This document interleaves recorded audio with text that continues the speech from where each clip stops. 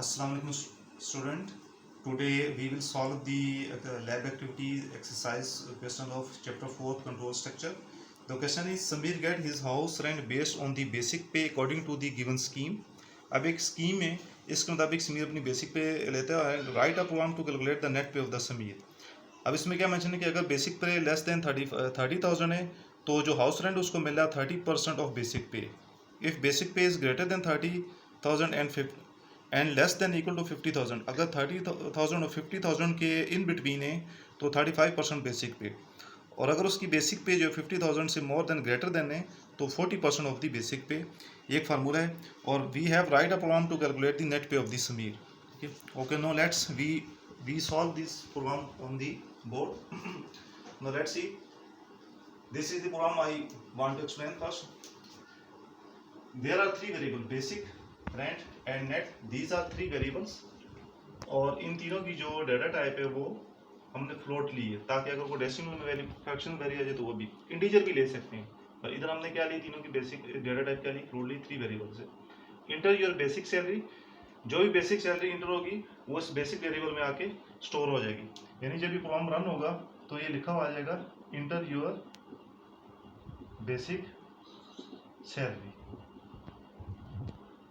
After compile and run होने के बाद कंट्रोल प्लस F9C प्लस में आफ्टर रन होने के बाद जो इसमें लिखा आ जाएगा इंटर बेसिक सैलरी. अब जो भी एंटर करते हैं, ठीक है. अब यहाँ पर ये कंडीशन लगी है, इफ बेसिक अब हम जो वैल्यू एंटर करें ग्रेटर देन 50,000, ठीक है, तो क्या करें कि 40%. अब देखिए 40% को जब हम इसमें लिखते हैं ये बन जाएगा 40 इंटू 1/100%. तो ये 0 से कैंसिल हो जाएगा, ये बन जाएगा 4/10. तो उसको हम लिखते हैं 0.4. तो ये 0.4 यहाँ 40% को शो कर रहा है मैथमेटिकली. तो अगर सैलरी 50,000 से ग्रेटर है तो बेसिक को मल्टीप्लाई करना है 40% से 0.4 से, और वो वैल्यू किस में ऐड हो जाएगी, रेंट में. ठीक है, यानी एक यहाँ पे मेमोरी सेल बनेगा बेसिक का, एक मेमोरी सेल बनेगा इसमें रेंट का.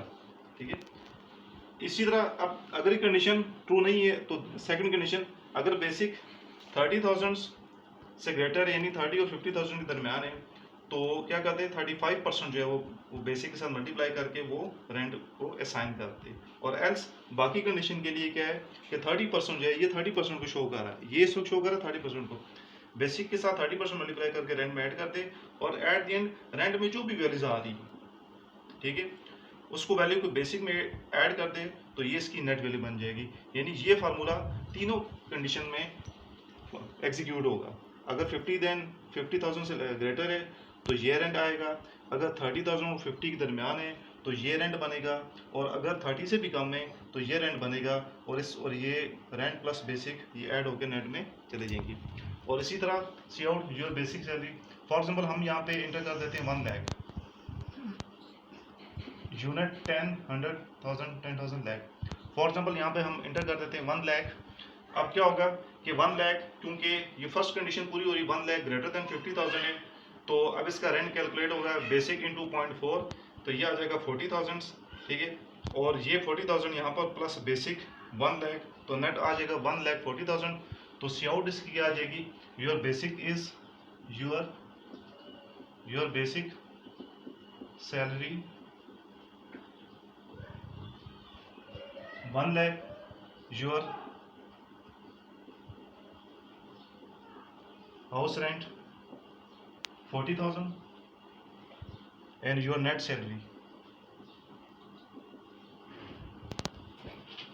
1 लाख. तो नेट सैलरी आ जाएगी 1,40,000.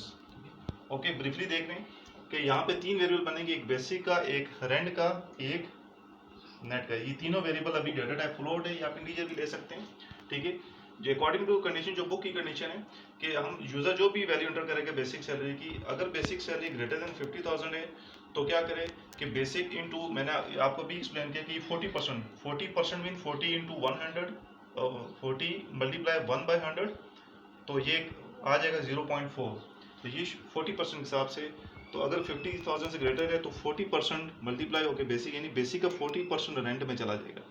और अगर बेसिक 30,000 और 50,000 के दरमियान है तो 35% जो है वो उसका बेसिक के साथ मल्टीप्लाई होकर ये रेंट में चला जाएगा।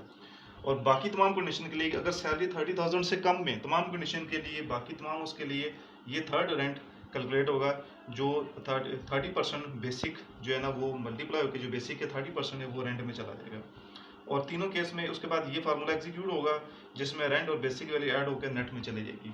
ठीक है, फॉर एग्जांपल हम यूज़र से एक वैल्यू ले लेते हैं, फॉर एग्जांपल 1 लाख। ठीक है, तो उसके बाद ये तीनों आउटपुट जब हम 1 लाख लेंगे तो क्या होगा, 1 लाख इंटू 0.4 ये आ जाएगा 40,000, तो रेंट में 40,000 चला जाएगा। ठीक है, बेसिक सैलरी 1 लाख है तो रेंट में 40,000 आ जाएगा। और इसी तरह नेट सैलरी का जो फार्मूला जब एग्जीक्यूट होगा तो उसमें 1 लाख प्लस 40 1,40,000 इसमें आ जाएगा। और ये तीनों चीज़ें एज इट इज़ डिस्प्ले हो जाएंगी। ओके, क्लियर है? अल्लाह हाफिज़।